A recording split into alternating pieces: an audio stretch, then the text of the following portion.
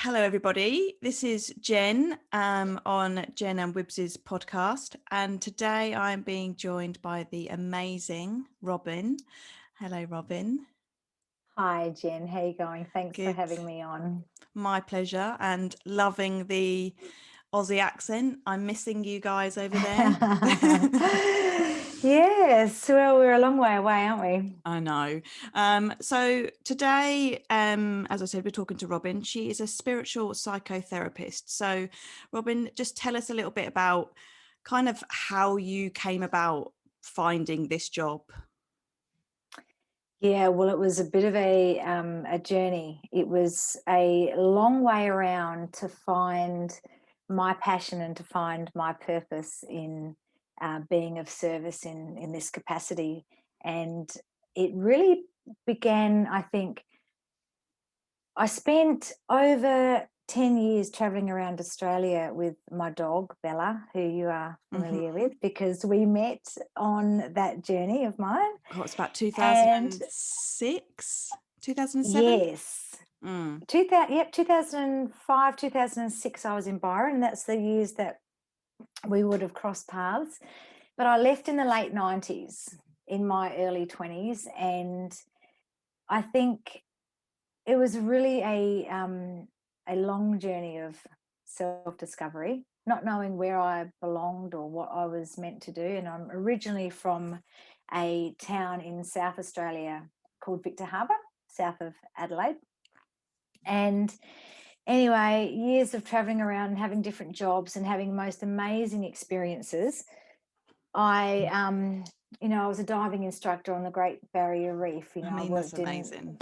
I know, that was just incredible. And I worked in international banking in Darwin and did lots of other sort of random things. And because back in those times, there were a lot more opportunities than there are now. You could fall into jobs and you can fall into careers, but everything that I did, I literally would get bored within 6 to 12 months, bored of this. Do you But think the traveling was the escape? Did you realize that you were running away from something, or did you feel you were running mhm, to something? I was definitely, what led me to do that was um, in my hometown, which was a small country town at the time, but it's now grown and it's a city. But my identity was revolved around netball and tennis. And I was the local A grade netball captain and played number one tennis. And so it was really, people identified me with my sporting um, capacity, my sporting success, I guess. And then it was, I think, sort of around the mid 90s, too much netball led to shin splints, stress fractures, compartment syndrome, fasciotomy surgeries. Oh, dear. And yeah, it was a pretty severe list of injuries. And after surgery, I fell in the 2% unsuccessful rate. And I then started coaching netball, but I just couldn't cope on the sidelines. It was just the withdrawals of not being able to play were just too big. So I'm like, you know what? I can't, I can't live in this Yeah. town. It's not fulfilling, is it? No, and I felt like I'd lost my identity to a point. Mm. So then I just had a dream. I'm just going to go and travel around Australia. So that was really the catalyst that led me to do that. And my mum was like, "Oh, you'll only be gone 6 months. You'll miss everybody." And I'm still not home. So that was, Yeah. 24 years ago. So sorry, mum, but I just never came Yeah. home. And but one of my jobs that I had, it was in 99, 2000. I was living in Melbourne and I was working at the Peter MacCallum Cancer Institute. And not at the time, I didn't realize, but on reflection, when I was still trying to figure out what I wanted to do, I realized that out of all of the jobs that I'd had, that was the most rewarding. And the reason why it was rewarding was because I was supporting people who were going through a lot of grief, who were going through a lot of emotional trauma. And then I realized, okay, out of all of the experiences that I've had, and that being the most satisfying, I'm going to sort of follow that path. And anyway, I did an advanced diploma in psychotherapy, did some like counselling stuff, traditional counselling, pretty boring. Got bored with that too. So then went travelling again around Australia the second time. This is when I ended up in Byron Bay. And anyway, so kept going. And then when I was coming back down the East Coast, I went up to visit my brother in Gladstone. Took me about 6 weeks to get there. Was normally you could drive there in a day from Byron. Because you just kept And stopping. yeah, I just kept stopping. I don't think I wanted to like stop and have to get work and, reality, a reality check. But anyway, as I was going through, I camped on the Sunshine Coast for a couple of weeks and just loved it. It was beautiful. Ended up heading up north a bit further. Wasn't really working out. There wasn't much work opportunities. Were you looking for like Applied. counselling at this point? Were Yeah, you looking yeah, for yeah, a counselling role? Yeah. yeah. Looking Yeah. for youth counselling because I had previously worked in high schools supporting at-risk youth. Mm-hmm. And anyway, so I came back down for a job interview on the Sunshine Coast. And as soon as I hit the highway around Noosa area, the northern part of the Sunshine Coast, I just had this moment of like, like I've I can arrived, like feel it I'm now. Like I'm getting home. chills. Just like, yeah. Yeah. And I felt home. And I'm like, Mm, okay, after all of these years of traveling around Australia, I have finally found my spiritual place of belonging.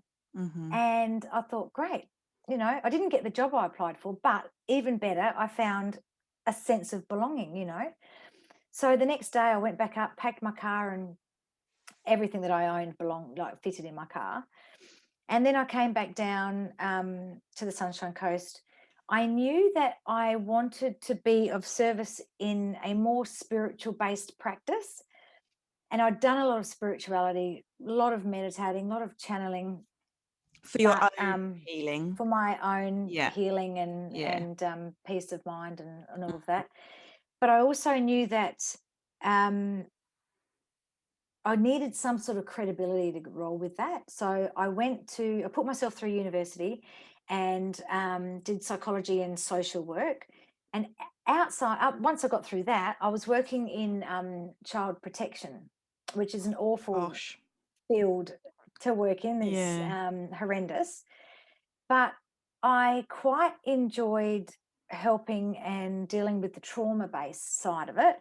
And I was easily able to disassociate and not take on, families' problems and all the rest of it, which is absolutely essential to be working in this field, is that you just I've cannot. literally just written down, because that is probably one of the things that we should explore, is learning to have that ability to be exposed to so much trauma and not allow it to affect you. Yeah.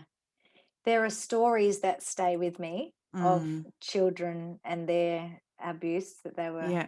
subjected to, and those stories will probably never leave me. But emotionally, I've been able to disassociate. But while I was working in that role, I got pregnant and decided to take an early maternity leave, and I was just enjoying that time, reading lots of books.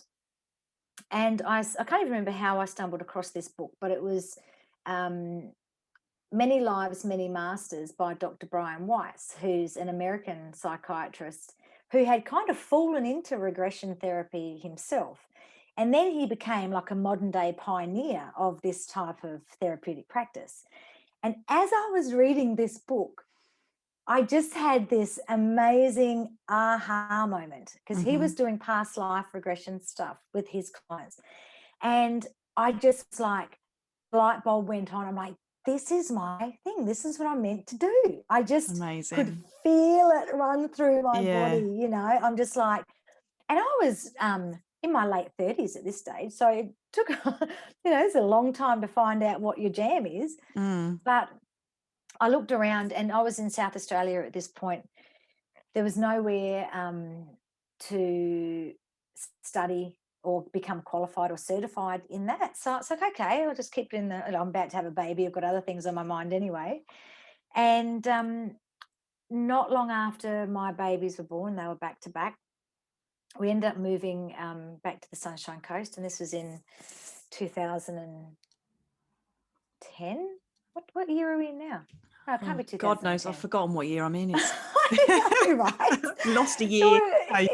yeah, that's it. It's 2014, actually. So, and then I went about getting certified in past life regression therapy in Brisbane. They were running some courses. So I went and did that. And then while I was doing that, I'm like, you know what? I'm not going to go back to work. I'm going to work for myself. I've got all the skills. It's time for me to stop being the student and become the teacher. It's Because we amazing, can, isn't it? I know. You can Yeah. become a perpetual student, always thinking that you don't know enough, but that's just lack of confidence. I just think people also, there are certain people within life that expect things to fall into their lap and be served, whereas what you've done is you've been searching, no, I need to create a job that is going to satisfy me, and you've gone and done all the studies and everything like that, whereas I think some people, like you say, you're a student because maybe you're not fulfilled in certain roles, so you just keep trying to find the answer of the job that you want. Yeah. And then there has to become a time, though, where you go, you know what, no, I know enough. I'm backing myself. I know enough, and it's time for me to step up and be the teacher or be of service, That's so And hard, though. That's amazing yes, confidence, isn't it? Yeah. Well, it's really taking a leap of faith, isn't it? And busting through those barriers of fear and self-doubt and feelings of not being good enough, and where all of those core beliefs come from, which is exactly the result of our own emotional trauma. So it's like, it's like the cycle, the circle, of what comes first, the chicken or the egg, Yeah. And I also think, know that we teach what we need to learn as well. So getting out of our comfort zone is really about us and our own growth as well. So, I was pretty wobbly at the start. I had no idea how to run a business. And I remember when I had my first sort of run of clients, like having sweaty palms, thinking I'm gonna get busted for not, like, I'm total imposter syndrome kicked in. I'm just like, they're gonna see straight through me. And but then, because I started off doing just purely past life regression therapy, and people were curious about that. But then I learned that, it kind of can create more questions than answers. And people aren't looking just to discover what they were in a past life, which is fascinating in its own right. But people are wanting to heal something. That's why they're coming, So the nature of the processes that I've created, one, based on my own healing journey, and two, have just evolved through the journeys of the people that have come through my door or now online, And it's always past life regression, but you bring an element of modern day life in as well. So yeah. Well, like now I've worked out that past life regression therapy is literally just a tool. So the purpose of the whole process is basically to identify the origins of emotional trauma. And trauma comes in all different shapes and sizes. It sometimes, the heavy trauma, like I'm dealing with people that have had child sexual abuse or lost parents in car accidents and stuff like that. And then there are clients who their emotional trauma is based on having this abandonment wound, because when they were 2 years old, they woke up from their nap and they thought that they were home alone, yet their mother was outside hanging out the washing. Right. So those people, Robyn, that came to you with like sort of childhood traumas, they're coming to you as an adult, aren't they? So they've been living with the trauma for a long time and then come decades. to you. Yeah. And the reason why people come to me is because they just either feel stuck, or they're just unfulfilled, dissatisfied, know that they just aren't experiencing any joy. Literally, they are caught in a cycle of persistent negative emotions, whether it's fear, anxiety, depression, stress, that they just can't seem to break. So they're Mm. like, I don't know what's wrong with me. I don't know what I'm going for, but I know that I need help. And then, so past life regression therapy is a tool, but we don't start there. You know, we start with the inner child. So we start with the childhood regression. So because any past life trauma that's going to come through rears itself in early childhood. So there's this pattern that continues. And the interesting thing is that 90% of our minds represent our subconscious. So the work that we're doing is really tapping into subconscious memories. The subconscious being our auto function, where we store our automatic responses, our beliefs, our habits, our emotions, etc. And the other 10% is our conscious mind, where our logic and reasoning come from. Between them is the critical mind. And this is our filter. Yet this critical mind analyzes the input and decides what can go into the subconscious mind and what cannot. So it's kind of like the gatekeeper. But that doesn't develop until we're about 6 or 7. So up until that age, a child's brain, their subconscious, is active, but their conscious mind and their critical mind are still developing. Right. So it's like an open door policy into the subconscious. Once it's And in it's there. Yeah, exactly. And we're not aware of that because we don't have that intelligence or maturity to have any kind of awareness of that whatsoever. Mm. So it's in these formative years, in these early childhood years, that subconscious mind programming actually naturally occurs. So that's quite a precarious time. So it's I mean, that, like you say about that, Wib said something the other day about boys as babies were left to cry longer than girls, and that's had an impact on, you know, male and female ways we deal with things, I suppose. yeah. It's fascinating. And for me, I mean, I came to you, or you came to me, and we went through a process of this regression therapy, and the whole inner child thing is just, I think it's, people are becoming more aware of it now. Yeah. And it's, you know, what would you say to that inner child? How would you deal with that inner child now? And all you want to do is nurture it, don't you? Yeah. We're Care learning how and to nurture it. reparent ourselves. Yeah. Exactly that, reparenting Yeah. ourselves. But Yeah. you then have this the inner critic, which is, I think, a Yes. lot of where I've had problems is I Hmm. massively put myself down. Yeah. And the thing is, like, talking about that open door policy, which is the subconscious mind in those formative years, we are most susceptible at that time to take on limiting beliefs that sabotage our success. And it can be something quite simple, as we've learned. It doesn't have to be a major trauma, but something happens that when we are so little or so young, we have an emotional response, but we don't have the mental capacity to be able to rationalize that.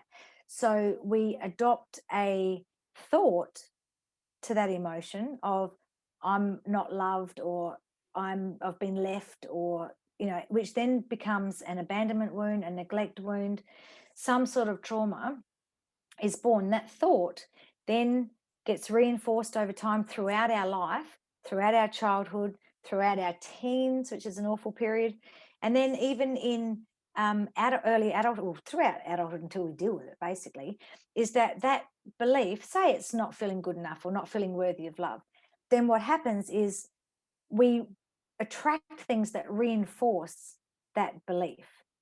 So we attract dysfunctional relationships. We attract friends that may take advantage of us, or, Drink you know, wine. yeah, that's it. We may like not understand that underlying trauma. And so we have this persistent emotional pattern that goes on that then produces patterns of behavior that leads to self-sabotage, whether it's being self-critical, whether it's substance abuse, drinking, you know, whatever it is, that type of self, even procrastination is a Yeah, just form not of looking after protection. yourself, isn't it? Yeah. Yeah, it's Mm. form of protecting ourselves because what we are procrastinating from is not a part of our automated system. It's uncomfortable. It's too uncomfortable that we then procrastinate from doing it. I heard a saying the other day that it was about obesity. I was listening to a podcast about obesity, and it was overweight is overlooked.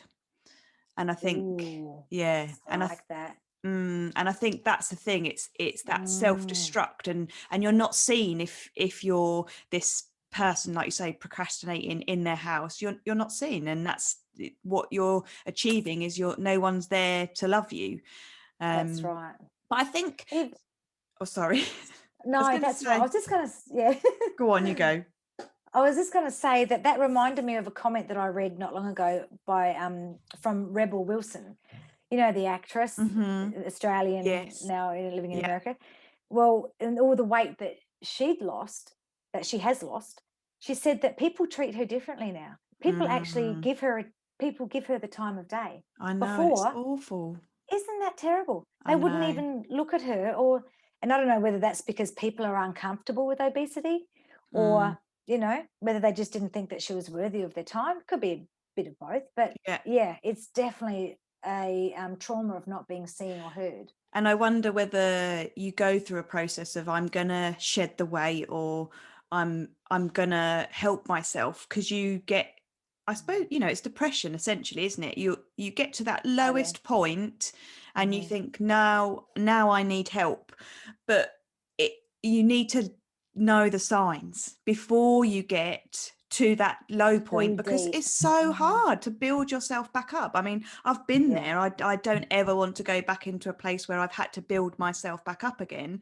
Yeah. It's hard And work. yeah, but people must come to you going, I don't know what I'm feeling something. Yeah. And they just miss all of those signs of trauma, or anything. I don't Yeah.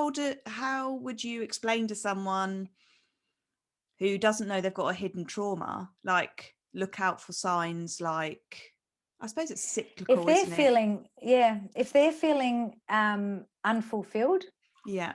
if they are engaging in destructive behaviors, and that might be, doesn't have to be drugs or alcohol or anything like that.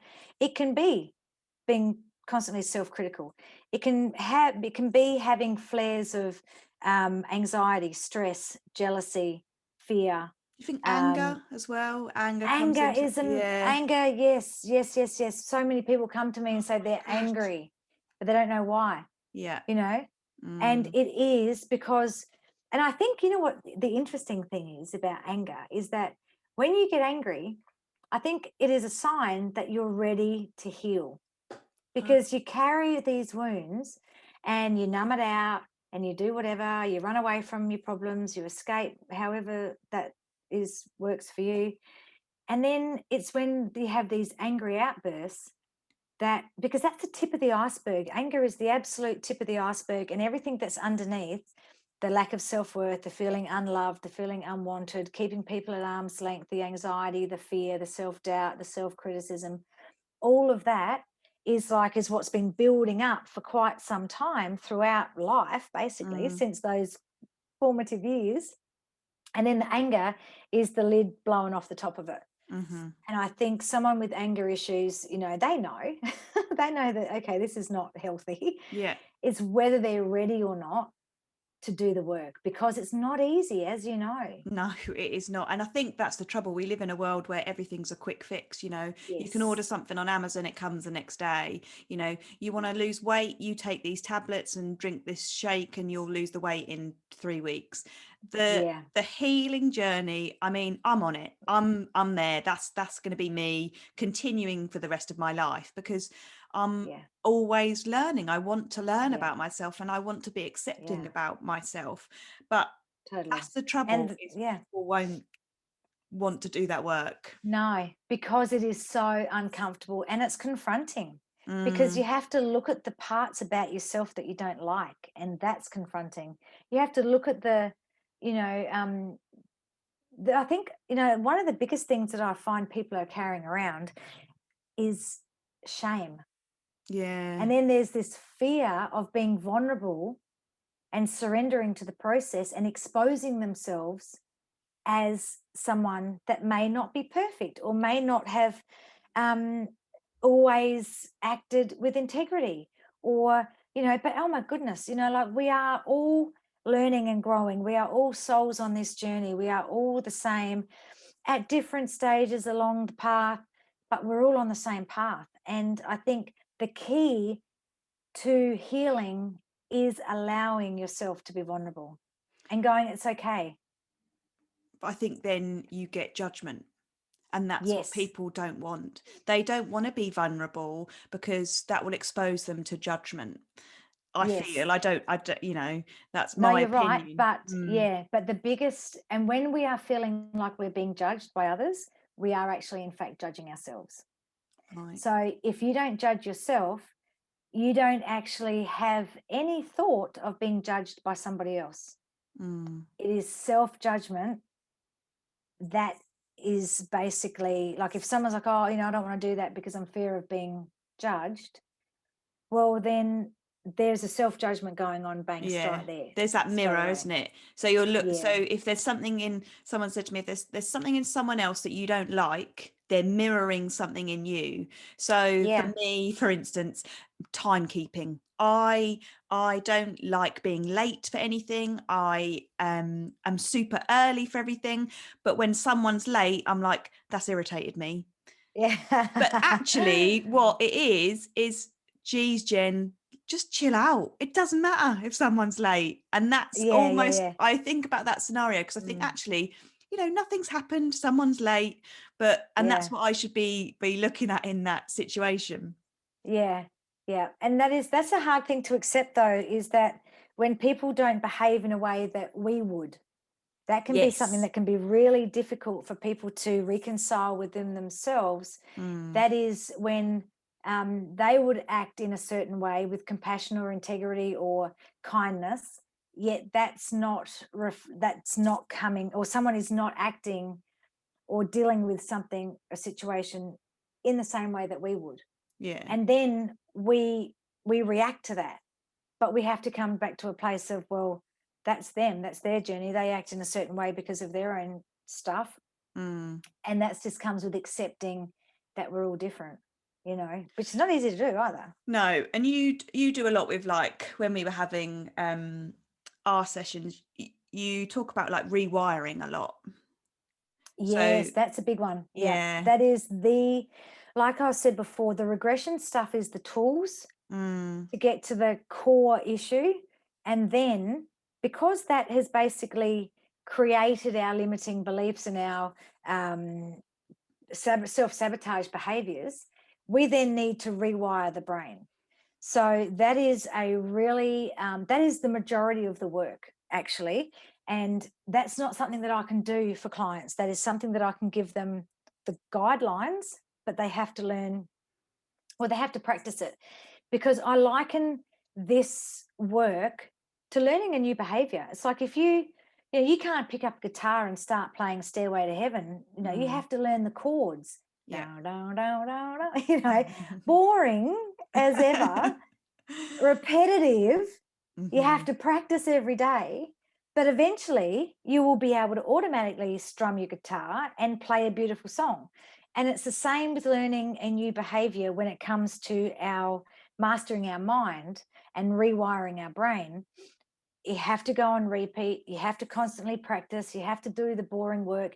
You kind of feel at the beginning that, oh my God, this is just not doing anything. But it actually takes up to 66 days, unless somebody has proven differently since the last time I researched it. It takes up to 66 days for a new behavior to become a default response, to become an automatic behavior, basically. And that's 66 consecutive days. Yes. We can't just like leave it a week and then no, one every couple of months. No, not going to work. That is and that's why it takes such commitment, because it is literally, and you think about it, it's like, it's learning a new behavior. Like, once upon a time when we were little, we had to learn to brush our teeth. We had to learn to brush them every day. Now, I bet you think about it. No, you just get up, you brush your teeth twice a day. Hopefully most people brush their teeth twice a day. But you do it without having to think. It's become automated. Mm. And so when we are wanting to change a habit, whether it's being critical of the self, or whether it is smoking or drinking or eating shitty food, Yeah. that is just going to lower your vibration. If you're committed to your personal growth, you're committed to raising your vibration, you are committed to changing habits. And that's really what it's about. And that takes a rewiring of the brain to do that. So yeah, It's that's a just this big part hard. of it. Yeah, it is really hard. One of the things that we did was the I am list, Yes. which was, and that really helps with the almost the rewiring and the self-talk and things like that. And you made me do it, Robyn. I had to write like 10 positive I ams a day, didn't I think? Is Yes, that, yes, you yeah. did. And you had to keep adding to it every day. Yeah. And the reason why I set that task is because it's a very valuable tool along the path to self-love. Because ultimately, healing is coming to a place of self-love. And it's a tool. So when you catch yourself out, when you listen to your internal dialogue, or you hear that inner voice bagging yourself out, you've got an instant tool and access to it that you can grab straight away. When you are so self-aware that you catch yourself out, you can go, oh no, hang on a minute, now that's old stuff. I know where that comes from. I know which part of time that was created, that belief. Yeah. I'm done with that. I'm committed to rewiring. And you've got that tool of being able to access quite quickly to override that negative self-talk. So it's a very, very useful tool to have on hand. And when you're repeating it on the daily, you then, as soon as you catch yourself out doing something silly, or you're about to criticize yourself, you have that right there. It's right in the forefront of your mind to be able to go, hang on, no. I'm not I going am down that path. strong. I am, yeah. Yeah. But Yeah. you're gonna have, your self-awareness must be like amazing. But you're gonna have times where you're a bit like a little bit self-destruct. And I guess your time to calling yourself out is just so much quicker. So for Yeah. me, I find that if I'm in a bad place, my recovery is a lot quicker than it used to be. I used to be in a slump for 2 weeks, 3 Yeah. weeks. I'd be in that Yeah. self-destruct. Whereas now, Mm. I'm kind of 48 hours, 24, 48 hours, and then I check myself and I'm like, no. Whereas I think if you manage to build that practice, the time is just so much shorter. Yes, absolutely. Like, I have got a perfect example that has just happened like 2 hours ago. Tearing my calf muscle at netball training, because I coach my daughter's netball team. And I've only just sort of been on the tail end of the recovery process of tearing it 5 to 6 weeks ago. And I hobbled back to the car and I burst into tears. I was absolutely shattered and devastated. I'm like, oh, here I go again. Like, that's going to put my exercise back. It means that I can't play tennis. I'm going to be hobbling around. It's just going to make everything difficult. And I had a bit of a sob. And then I got home and I thought, you know what? You cannot do emotion and progress at the same time. You have to choose one. Right. And I'm like, okay. am I going to choose to be in this emotion, or am I going to choose to shift into the mindset of progress? And I'm like, well, I can't waste my time hanging around in this emotion because I've got a podcast to do. Snap out of it. Yeah, that's right. So I chose progress over the emotion, because when you think about it, you cannot choose both. No. You can't be in this negative emotion and also in a place of growth. It's one or the other. So, I think it's like, it sounds really weird to say this, but I mean, sometimes people may like to be in this negative, yep, self-destruct place because it's so yes, comfortable. correct. Yeah. And I And think they haven't done the work. and they don't want to do the work because they may get hard. yeah, exactly, it is too hard. Yeah. And you can't put a time limit on it. You don't say to people who come to you, right, well, I'm gonna sort out your anxiety in 5 weeks. Exactly. Yeah, that's right. Um, And it's more of a case of coaching people with and giving them the tools, and then it falls into place in their own divine timing. mm, And that's really the case. Like I had a client who I haven't seen for probably 8-9 months, and she's only now just starting to for it to click. right. She's only Yeah. now just starting for things to fall into place, where she's putting herself first rather than being last on the list in her family. She's prioritizing herself. She's engaging in much more self-care. But yeah, it was 12 months ago that we were working together, and she was taking it all in and she was desperately wanting the change, Mm, but she wasn't creating new routines. She wasn't breaking bad habits. She was going, no, this is too hard. I'm going to eat all of this peanut butter or whatever. She just wasn't ready to make that breakthrough. And then something clicked over the last month or two, and now she's actually contacted me and wants to come back for a couple more sessions. oh, But amazing. it's because she's actually like, I get what you're saying now. I've gone back and I've checked my notes, and I'm now, I can feel, and I'm like, I'm being inspired by and motivated by the changes that I'm seeing within myself. And yeah, so it's that really difficult stage at the start of a healing or transformation process where you're not seeing results, that you just have to stick at it, because one day you're just like, whoa, I just caught myself out loving myself.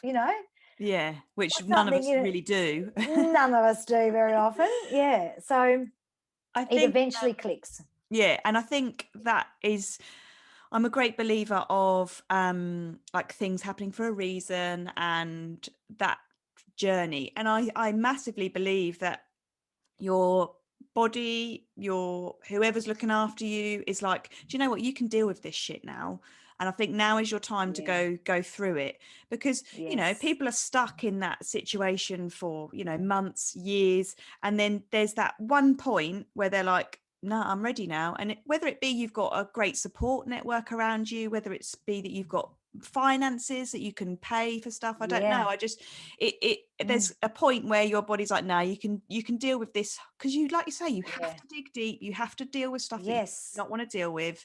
Yeah. um and and the consequences of not addressing those issues is lifelong sadness. Do you know what I mean? Lifelong Yeah. unfulfillment. Yes. Yeah, it is. Absolutely, it is. And if you're not addressing these, and I think it's just this feeling. And I think another reason why people get ready is they just get fed up with themselves. They're like, okay, I Yeah, am yeah. just sick to death of feeling like this. That's what I I'm get. sick of, here I am again. And for some people, it might be, like a mild depressive mode that keeps coming around. It might be anxiety.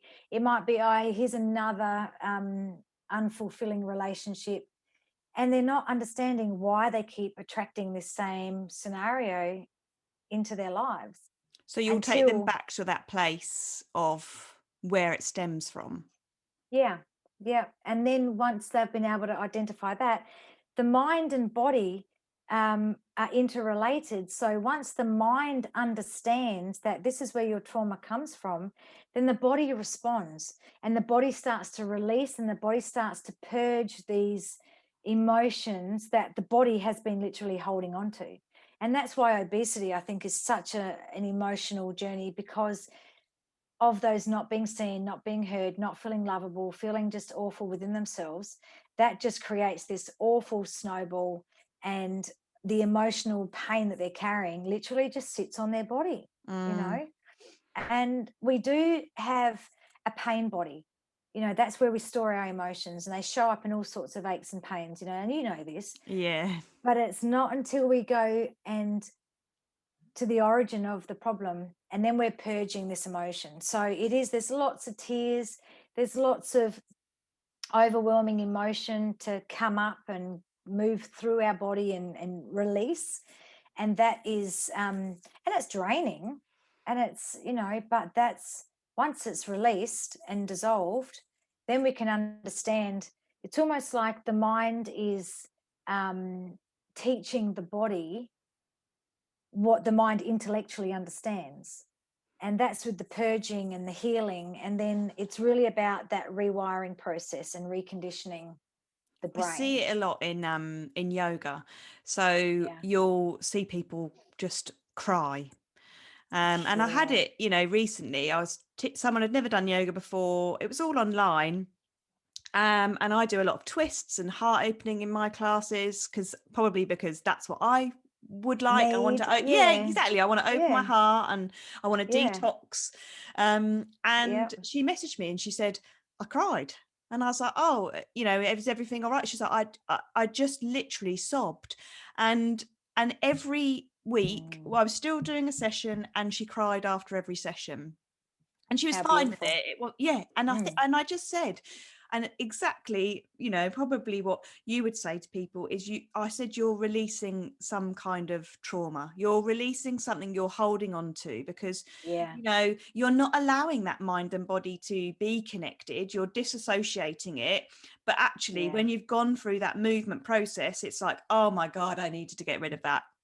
Yeah, for sure. Right. Yeah. And the beauty of yoga and the beauty of what you do is that it is teaching people to get out of their heads and into their bodies, into their hearts. And if you're doing like heart opening moves and, like, how can you not?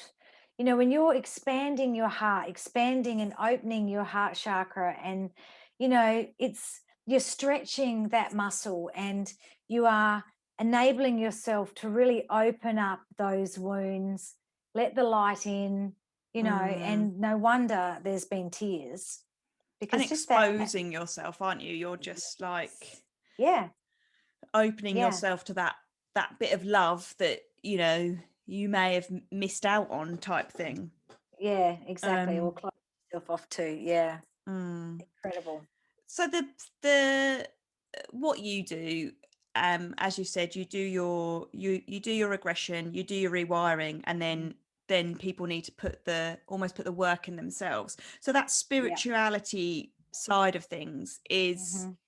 goes along with the regression therapy side of things, or the fact that we all need to be a bit more spiritual and connect with our mind and our body. I think so. I think you're right. I think we Yeah. need to be more holistically connected to ourselves and Yeah. not just be in our heads, not just be in our bodies, but recognize that we are souls Mm. in these human vessels, that we need to take care of ourselves.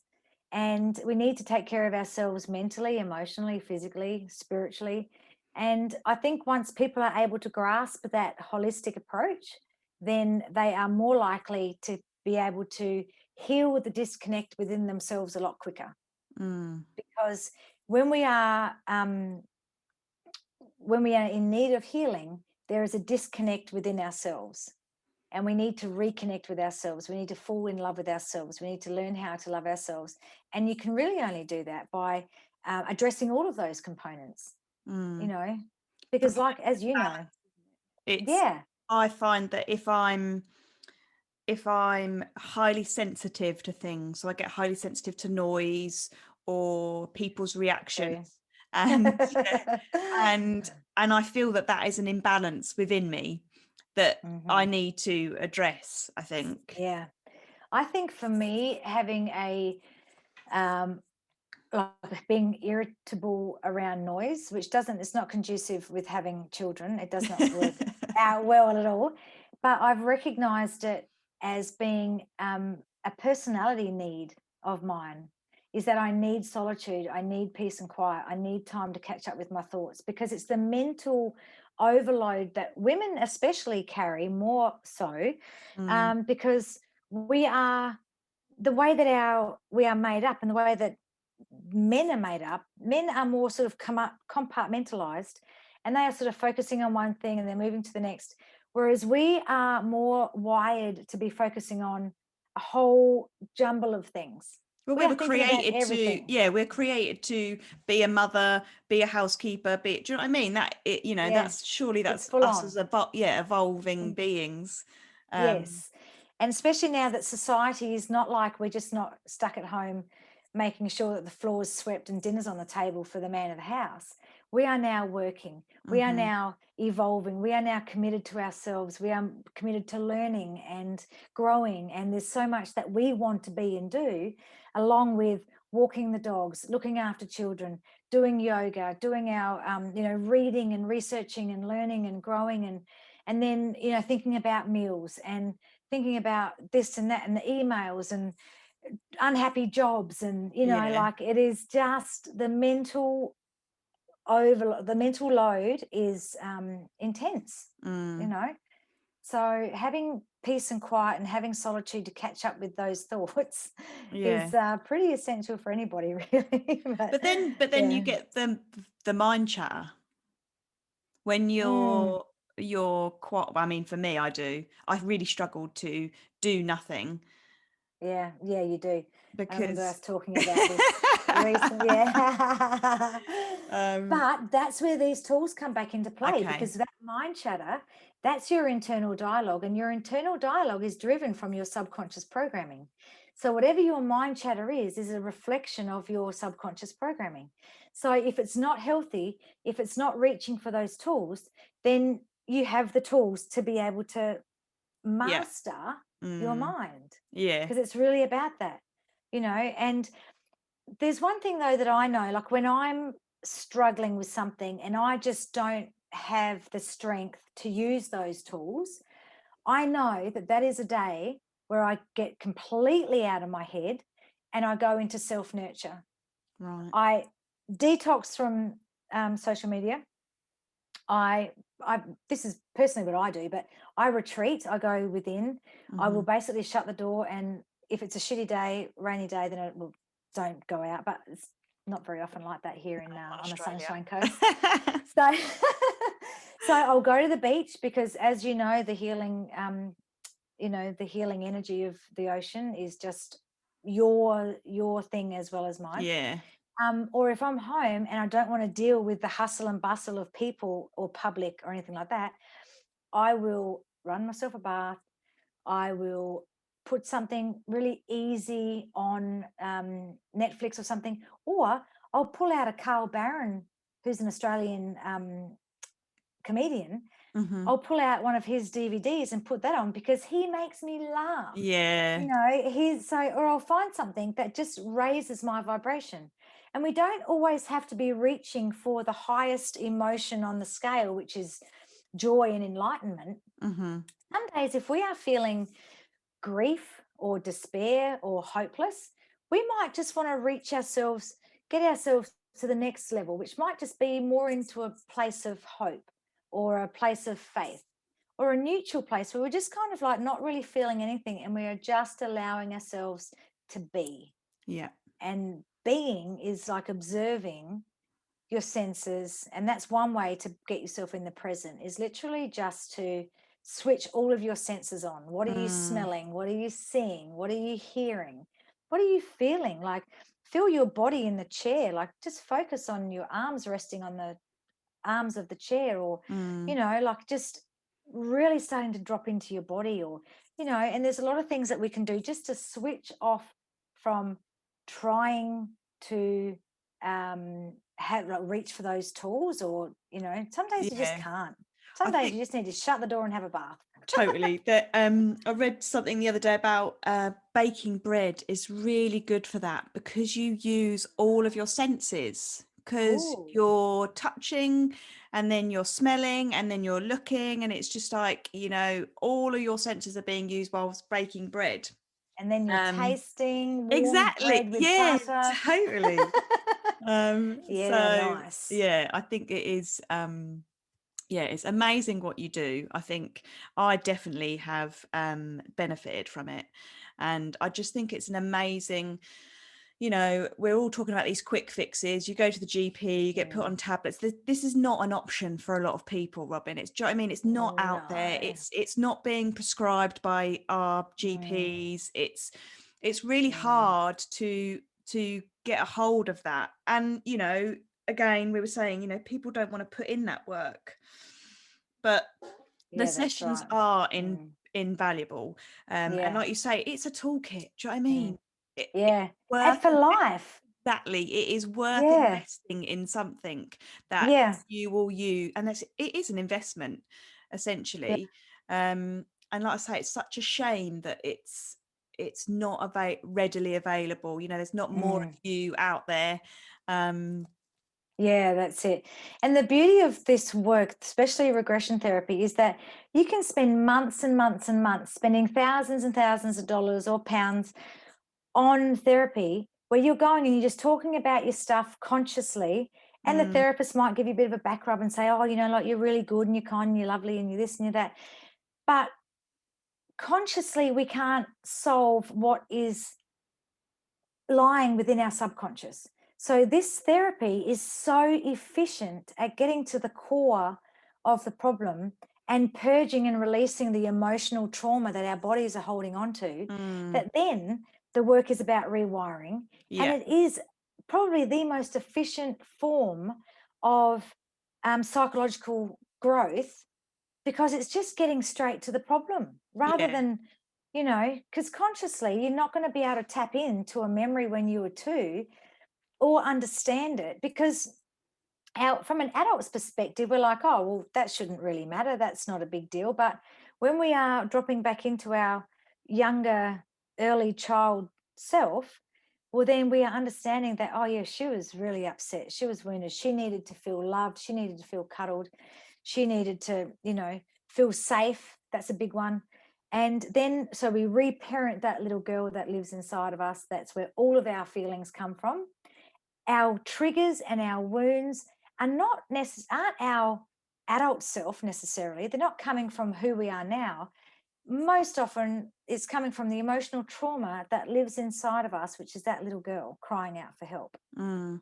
And I Poor little think, boy. yeah, I think from my point of view, as growing up, I always didn't want to blame somebody else for the way I was. I didn't want to blame someone else because I was anxious. I didn't want to blame Yeah. someone else because I was depressed. It was all my fault. It was all my doing. And actually, it's okay that, something happened when you were younger and it's stuck with you and Yes. made you Yeah. into that person. Yeah. And I think that was probably one of the big things for me, was just being like, it's okay to not, maybe blame is probably a bit of a harsh word, but do you know what I mean? The way I am is because of certain aspects of my life that happened, and I had no control over that. That's right. Yeah. So maybe it was the control that I Yeah. And it's interesting too, because when we go through this process and we identify wounds from our childhood, it's normally at the hands of our primary caregiver, which is mostly our mum or sometimes our dad, and that doesn't mean that they're to blame Mm, for, because they are only parenting with the tools that they have from how they were parented. And that's how trauma gets passed down the line, is that we parent from from our full capacity of being able to do so. And that involves, you know, the wounds that we're carrying ourselves. And mm, it gets passed on. And you think about it, like our parents and our grandparents, they had extraordinarily traumatic, um, they were like born in or lived in such an awful time, like with the wars and the Great mm-hmm. Depression. And, Yeah, and so no wonder, if you think about it, we're only 2 generations out from those world wars, from World War One. So our parents were born into the era, but more likely probably World War Two. yeah, Um, and so we are, products of basically second generation Great Depression and war, yeah, of exactly. having to, so it's no wonder that our parents weren't able to nurture us and love us like we needed to be, Mm. you And know. especially because it wasn't really recognized.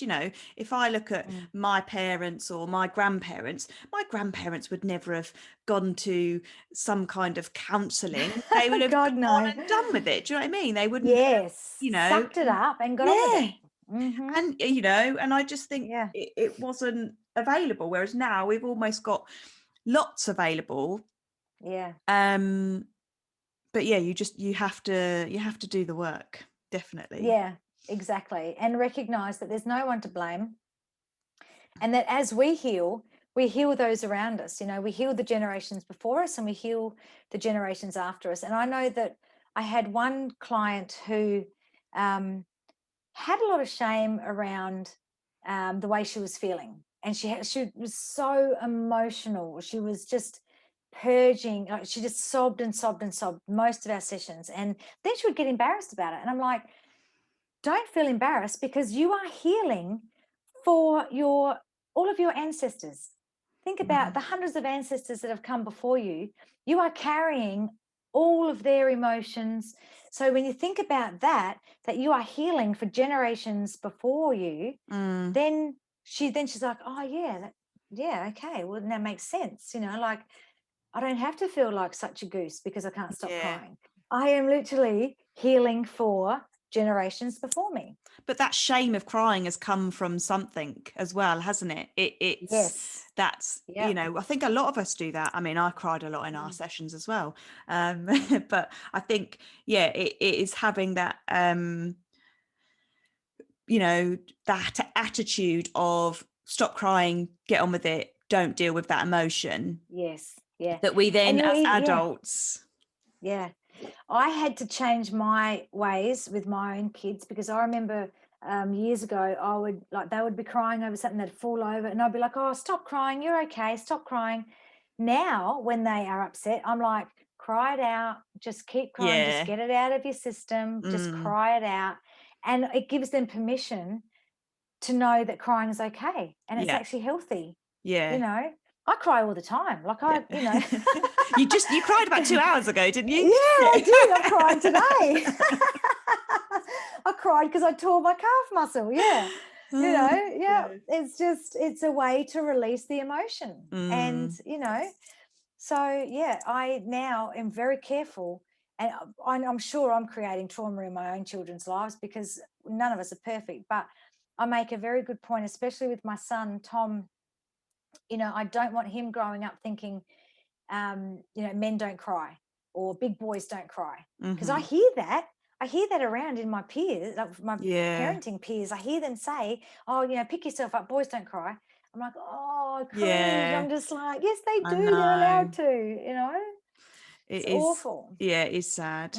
I am so looking back on this massive journey that you have been on, the days that you were, you know, your little netball star, tennis star, do you look back at that fulfillment and feel like you are better now? You didn't Oh my need God, that yes. outside stimulant of you are really Oh good my at, God. yeah. Back then, I would play tennis, I would play netball, I would drink myself silly on a Saturday night with my teammates. And, you know, like, I was just 20 something. So completely in the ego, had no, it wasn't until I was in my late 20s and I'd gone to see a psychic. I wanted a reading. I wanted her to predict my future and tell me some wonderful things that were going to happen. Completely in the ego. Yeah. And I go and see this woman, Chrissy, her name was, and she was really confronting. And I left there thinking, who the bleep do you think you are? You know, like, I was just like really taken back. It's not what I went for. I wanted her to tell me. She was not feeding your ego, was she? She was definitely not. She was confronting my ego. And I left and I'm like, wow, you know, like, that was really uncomfortable and I'm not really happy with that. And it took me a couple of months to realize, oh my God, she's right. I do keep people at arm's length. I do push people away. I don't let people in. I am wearing a mask. I am, you know, portraying myself to be someone I'm not. I do have all this underlying trauma. And I'm like, oh crap, you know, here I go. I've got to do And some I work went, now. yeah, that's it. And I went back to see her, and then I spent months working with her and getting to the bottom of all of my stuff. I felt so liberated from doing this work that I wanted to scream it from the rooftops for everybody. You've got to do the work. But people can't until they're ready. But that was the catalyst for me. So that was 18 years ago that put me on my spiritual journey. That was like, wow, thank God that I had that rude awakening that day. I know, and that's the thing know? that will be happening to people left, right, and centre. People will be getting a slap in the face almost. That's what kind Yeah, of what. exactly. That's what that was. That's exactly what it felt like. She was like, she didn't sugarcoat anything. And No. even though there was nothing bad, I just wasn't ready to have my stuff thrown in my face like that. But That God, boy, did I need it. confrontation, yeah, the like you say, the confrontation, the sitting in the discomfort, that kind of stuff. Yes. If Yeah. So we're gonna wrap up now because we've probably been going on for about an hour. Yeah, yeah. We But probably we have. could go on 4 hours. I could Foreign, definitely. yes, easily. We could chat If all day. yeah, if you were gonna be giving someone any tips and tools, and what would be your kind of go-to? Like for me, from our sessions, like my I am list, that repetition of I Yeah, am strong, anything, it could be I am strong, I am calm. But I think for yeah, people who might have trauma that they're not ready to maybe address, or people have got trauma that they don't even know, I mean, it's quite hard to give a person one tip as to how to move forward. yeah. But if you I could, think, there's anything you could kind of mm, say. I think the biggest the biggest tip that I could give anybody at whatever stage they are at Mm-hmm. is not to compare themselves or their life to anybody else, and to understand that they are exactly where they need to be, because the soul knows no time. We are multi-dimensional beings. And the other tip is that just become really aware of the stories that you attach to things.